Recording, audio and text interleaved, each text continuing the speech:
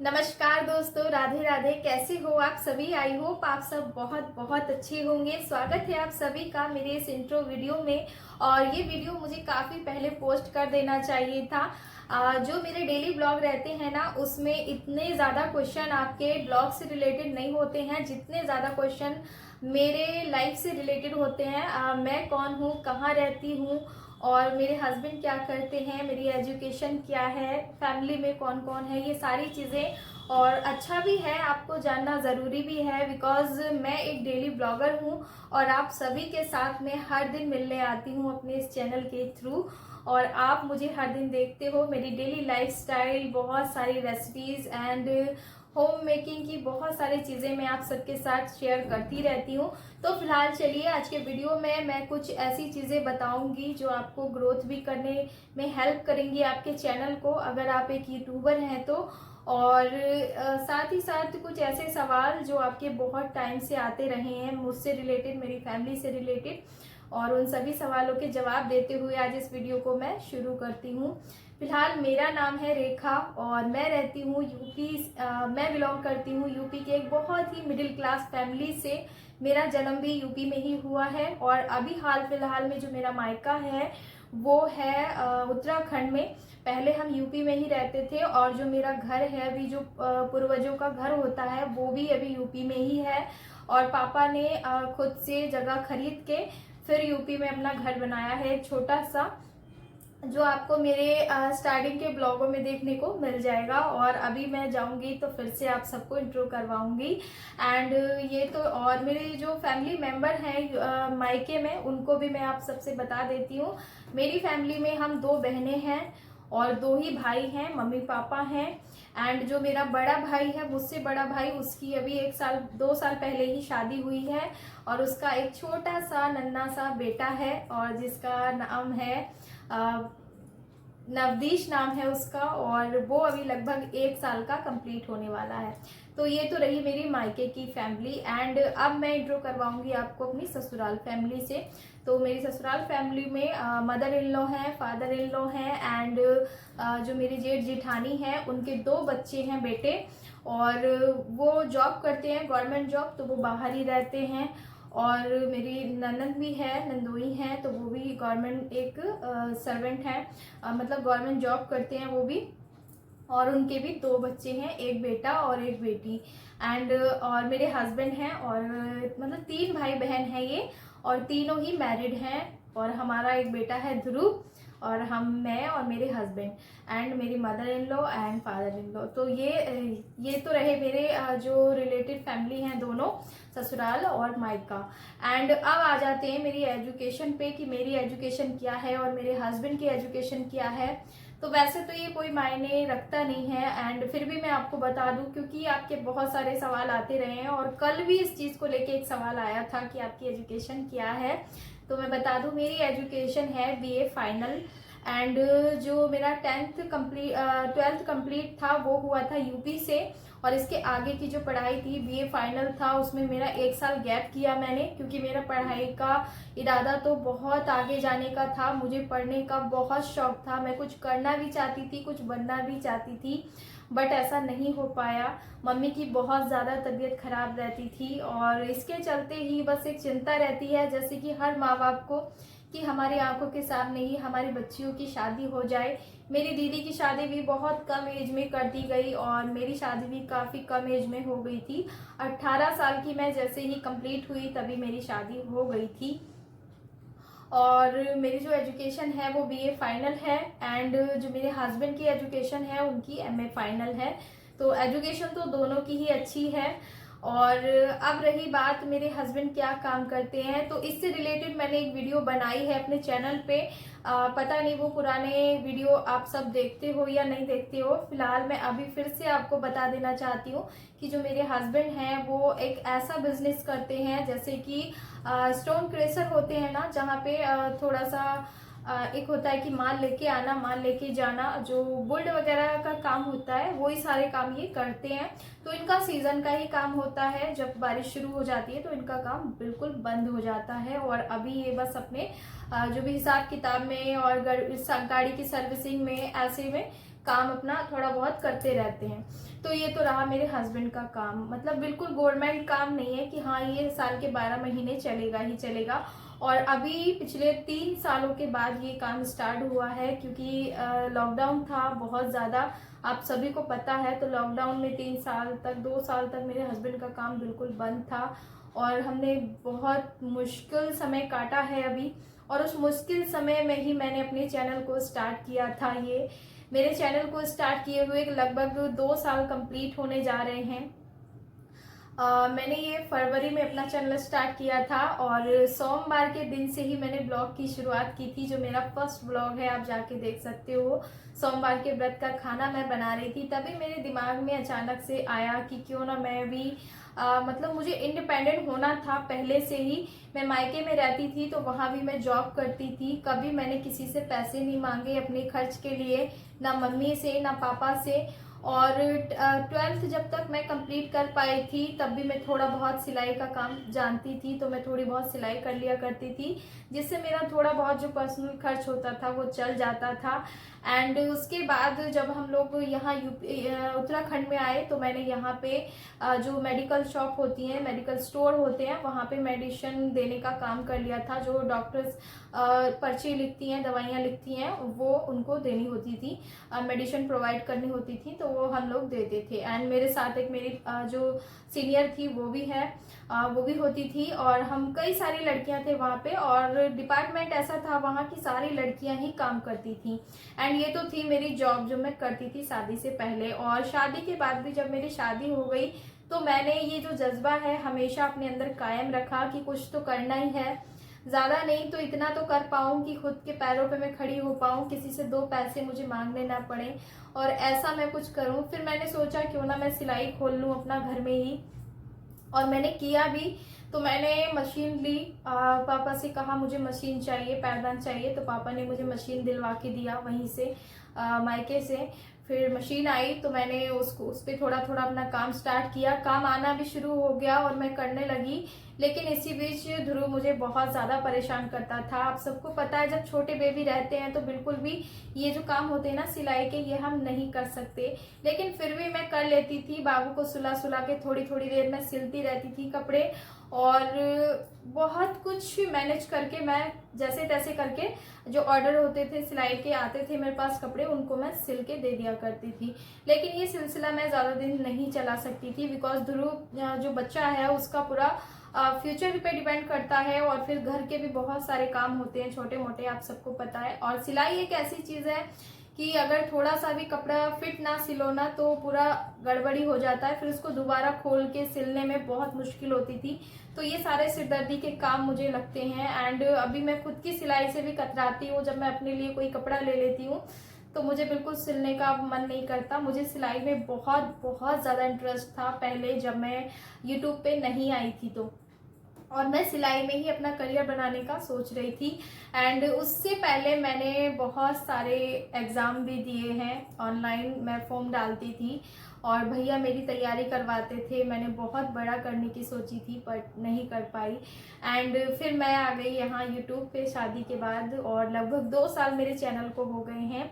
तो इन 2 सालों में मैंने बहुत बहुत मेहनत की है, और अभी वो मेहनत थोड़ी थोड़ी रंग दिखा रही है, उतना नहीं दिखा रही है। आप सबका प्यार सपोर्ट अभी कहीं ना कहीं थोड़ी कमी है, तो चलो वो भी समय के साथ पूरी हो जाएगी।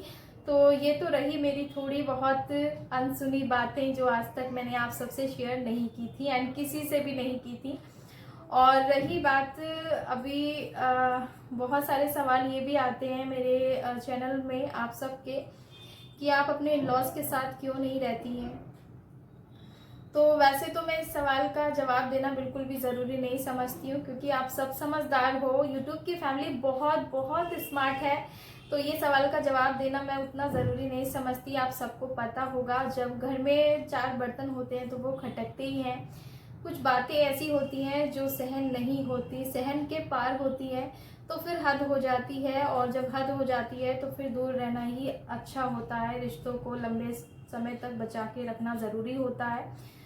एंड ऐसे ही थोड़ा बहुत बस फैमिली मैटर है, और कोई बात नहीं है, और ना ही कोई नाराज़गी वाली बात है, सब ठीक है। बस ये है कि हम लोग थोड़ा सा अलग रहते हैं। बाकी ध्रुव भी जाता है अपने दादू दादी के पास, रहता है और अच्छी बात है। मुझे कोई शिकवा गिला किसी से नहीं है, सब ठीक है, अच्छा चल रहा है। और अब रही बात कि मुझे ये भी कमेंट आते हैं कि आप अपने सास ससुर का खाना क्यों नहीं बनाती हैं। तो जब मैं साथ ही नहीं रहती तो फिर खाना क्या बनाना और क्या खिलाना। जब रहती थी तो बनाती भी थी और खिलाती भी थी, अब रहती नहीं हूँ तो फिर बनाना ही क्या और खिलाना ही क्या। और दोनों का एक ही आंसर है वैसे तो, अलग अलग टॉपिक, मतलब बात जवाब एक ही है, बस टॉपिक थोड़ा सा बात अलग अलग तरीके से है। तो दोनों ही कमेंट का एक ही जवाब है, जब हम अलग रहते हैं तो फिर खाना क्या बनाना। और अलग यही है कि खाना नहीं, थोड़ा मेरे हाथ का खाना उनको जचता नहीं था, इसीलिए वो मेरे हाथ का खाना खाना पसंद नहीं करते थे। एंड चलिए, ये तो सारा फैमिली मैटर है। और ये जो वीडियो है ये सभी लगभग देखते हैं, मेरे रिलेटेड जितने भी हैं सभी देखते हैं, मेरी इन लॉज फैमिली और मेरी मायके की फैमिली सभी देखते हैं। तो मैं किसी के लिए कुछ भी गलत नहीं बोलना चाहती, सब अपनी अपनी जगह ठीक हैं। और चलिए, ये तो था कुछ सवाल ऐसे जो काफ़ी ज़रूरी थे, आप सबके बहुत टाइम से आ रहे थे। और बार बार एक ही सवाल, बार बार एक ही सवाल, जब मैं जवाब नहीं दे रही हूँ तो प्लीज़ आप सवाल भी मत कीजिए, क्योंकि मैं इस टॉपिक पे बिल्कुल भी सवाल नहीं करना चाहती। कुछ सवाल आते हैं आपके कि ध्रुव कितने साल का है और अभी स्कूल जाना वो कब से शुरू करेगा। तो ध्रुव अभी फिलहाल है 28 मंथ का, 3 साल जब वो कंप्लीट हो जाएंगे, नेक्स्ट ईयर वो स्कूल जरूर जाएगा और पूरा 3 साल का कंप्लीट कर जाएगा, तभी हम उसे स्कूल भेजेंगे ताकि वो खुद पे थोड़ा सा डिपेंड हो जाए। और नहीं तो छोटे बच्चे को जल्दी स्कूल भेज के कोई भी फायदा नहीं होता है। तो उसकी थोड़ी बहुत जो भी नर्सरी की स्टडी होती है वो मैं घर पे ही करवाती रहती हूँ, सभी लोग करवाते हैं, हम थोड़ा थोड़ा सभी करवाते हैं, तो ऐसे बच्चे की बहुत अच्छी प्रैक्टिस हो जाती है। और कुछ सिस्टर्स के मुझे ये कमेंट आते हैं कि आपने काइंड मास्टर को कैसे परचेज किया। तो मैंने अपने जो वीडियो एडिटिंग है ना वो मैं काइंड मास्टर में नहीं करती हूँ। हाँ, मैं शुरू में करती थी, मुझे अच्छा लगता था काइंड मास्टर, बट उसमें वाटर मार्क का प्रॉब्लम था और अगर आप उसे परचेज कर लोगे तो वाटर मार्क हट जाएगा, नहीं तो वो आपका वाटर मार्क आता है और उससे ना ब्लॉग की पूरी शो ही खराब हो जाती है। आप कितनी भी अच्छी एडिटिंग कर लो ना, फिर भी वाटर मार्क रहेगा तो बिल्कुल भी ब्लॉग देखने में इंटरेस्ट नहीं आता है व्यूअर्स को। तो इसीलिए मुझे लगता है कि वाटर मार्क का ना होना सबसे ज़्यादा अच्छा होता है ब्लॉग में। तो मैं अपना जो वीडियो है वो एडिट करती हूँ VN ऐप में। VN ऐप काफ़ी अच्छा है और इसी में अपना मैं मिनी ब्लॉग भी एडिट करती हूँ। और कुछ बहनों के ये सवाल रहते हैं कि आप अपना मिनी ब्लॉग कैसे बनाते हो। तो जो लॉन्ग ब्लॉग होता है उसको मैं पहले वॉइस ओवर करके और इंपोर्ट कर लेती हूँ। इंपोर्ट करने के बाद फिर मैं उसी को थोड़ा सा एडिट करके और 1 मिनट का कर देती हूँ। 1 मिनट के उस ब्लॉग में वॉइस ओवर करती हूँ। फिर जैसे लॉन्ग वीडियो में हम वॉइस ओवर करते हैं ना, सेम उसी तरह से हमें उस 1 मिनट के वीडियो में वॉइस ओवर करना होता है। और बहुत सारी सिस्टर्स पूछ रही थी मुझे कि आप कैसे शूट करते हो उस ब्लॉग को, शॉर्ट ब्लॉग को। तो जो मैं किसी ब्लॉग को अलग से शूट नहीं करती हूँ, बस अपना जो डेली का मेरा ब्लॉगिंग का कैमरा होता है, फोन से भी मैं शूट करती हूँ, उसी से मैं मिनी ब्लॉग बना देती हूँ, लॉन्ग ब्लॉग से ही। और बहुत सिंपल है, आप थोड़ा थोड़ा एक एक ब्लॉग बना के देखिए, आपको आ जाएगा। एंड मैंने पहले स्टार्टिंग में जो मिनी ब्लॉग बनाए हैं वो काफ़ी ज़्यादा अच्छे थे, क्योंकि मुझे बहुत मज़ा आता था शॉर्ट वीडियो को एडिट करने में। और ये सारा इंटरेस्ट के ऊपर बात होती है, अगर आपको इंटरेस्ट आएगा तो आप ज़रूर सफल हो जाओगे। एंड मेरा तो अभी पैशन बन चुका है यूट्यूब पर काम करना, और मुझे वीडियो को एडिट, खासकर जो मिनी ब्लॉग रहता है ना उसको एडिट करने में मुझे सबसे ज़्यादा इंजॉय आता है। तो मैं मिनी ब्लॉग पे बहुत ज़्यादा ध्यान देती हूँ। एंड अपने जो लॉन्ग वीडियो होता है उस पर तो मेरा पूरा ही फोकस रहता ही रहता है, क्योंकि लॉन्ग से ही सबसे ज़्यादा मैं अपना उम्मीद रखती हूँ कि आप सब देखोगे। लेकिन अभी आप लॉन्ग वीडियो पे उतना प्यार नहीं दिखा रहे हो जितना शॉर्ट वीडियो पे दिखाते हो। तो मिनी ब्लॉग की जितनी भी मेरी फैमिली है वो प्लीज़ मेरे लॉन्ग वीडियो को भी ज़रूर वॉच किया कीजिए, क्योंकि जितनी भी रेसिपीज़ रहती हैं मिनी ब्लॉग में वो सारी आपको मेरे लॉन्ग वीडियो में देखने को मिलेंगी। एंड एक सवाल मुझे ये था कि आपका जो गूगल पिन है वो चैनल मोनेटाइज होने के कितने दिन बाद आया। तो ये बिल्कुल भी मैटर नहीं करता है, जब आपका चैनल मोनेटाइज हो जाता है, 4000 घंटा और 1000 सब्सक्राइबर जब कंप्लीट हो जाते हैं तो फिर आपको एक मेल आता है और उस मेल के थ्रू ही आपको पता चलता है कि आपका गूगल एडसेंस पिन आ गया है। और उससे भी पहले एक ये मेल आता है कि आपके जो अकाउंट है उसमें $10 कंप्लीट हो गए हैं। कभी कभी $10 से पहले भी आ जाता है मेल कि आपका गूगल एडसेंस पिन के लिए आपको अप्लाई करना है।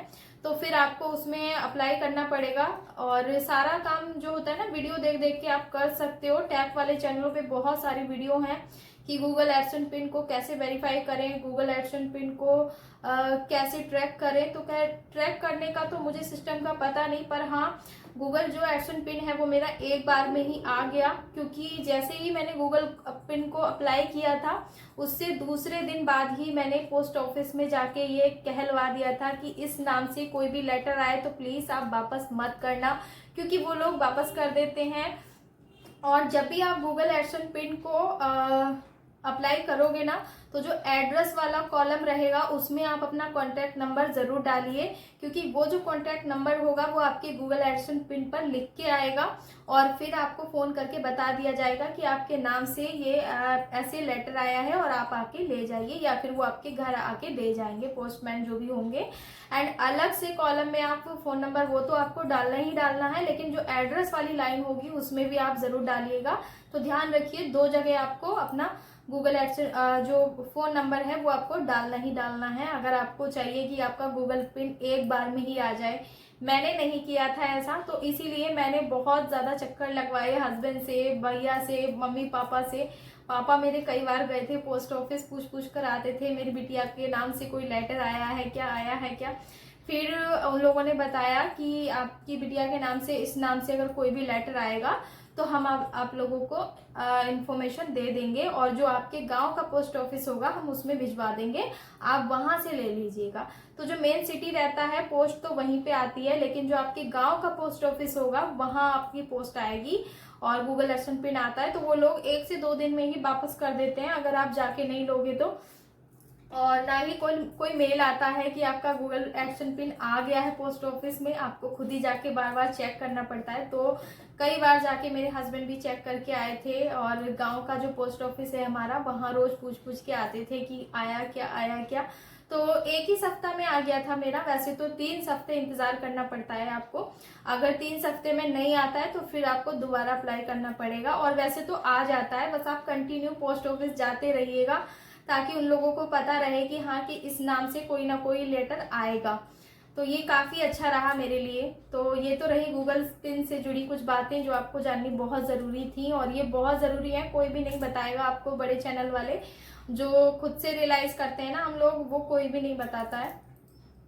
एंड मनोज भैया एक ऐसे चैनल है, मनोज डे चैनल एक ऐसा चैनल है जिसपे आपको XYZ सारी डिटेल्स मिलेंगी आपको चैनल से जुड़ी, कैसे आपको गूगल एडसेंस पिन को अप्लाई करना है, कैसे उसको वेरीफाई करना है, सारी चीजें मैंने उन्हीं के चैनल से देख के सीखी, मैंने किसी से भी नहीं पूछा और काफी हेल्प मिली मुझे उनके वीडियोस देख के। तो आप उन्हें फॉलो कर सकते हैं कंटिन्यू, और उनसे काफी हेल्प मिलती है। और टैग के जितने भी चैनल होते हैं ना, आपको फॉलो जरूर करना चाहिए अगर आप एक यूट्यूबर हो तो। सबसे बड़ी बात यह है कि अगर आपको 1 साल अपने चैनल पर काम करते करते हो गया है, कुछ ऐसे भी होंगे जिनको 2 साल कंप्लीट हो गए हैं, तो आप बिल्कुल ईमानदारी से अपना काम करते रहिए। टॉपिक चेंज करने की आपको कोई भी जरूरत नहीं है, जिस टॉपिक पे आप काम कर रहे हैं ना उसी टॉपिक में इम्प्रूव कीजिए, तो आपको जरूर सफलता मिल जाएगी। एंड कीवर्ड्स काफी ज्यादा मदद करते हैं आपके चैनल को ग्रोथ करने में, तो कीवर्ड्स जरूर डालिए, जितने ज्यादा हो सकता है हैशटैग डालिए, और वो सारे हैशटैग आपके ब्लॉग से रिलेटेड होने चाहिए, ना कि इधर उधर से उठा के डाल दो। तो हैशटैग काफी ज्यादा अच्छा रहता है, और टाइटल, टैग, ये सारी चीजें बहुत मैटर करती हैं। और जो बड़े यूट्यूबर होते हैं ना उनको फॉलो करना बहुत जरूरी होता है अपने चैनल को ग्रोथ करने में, क्योंकि अभी जो यूट्यूब काम करता है वो पहले की तरह नहीं है, रह गया है कुछ भी। तो जितना मैंने अपने आप से सीखा है उतना मैं आपको बता रही हूँ, बाकी यूट्यूब पे क्या है कैसे है मुझे नहीं पता, बहुत ज़्यादा सिरदर्दी का काम है। तो बिल्कुल भी आपको सिरदर्दी नहीं लेनी है, आप जो काम कर रही हैं उसी को अच्छे से कीजिए, अपनी वॉइस ओवर बढ़िया कीजिए जो लोगों को अच्छे से समझ में आए कि आप क्या कह रही हैं।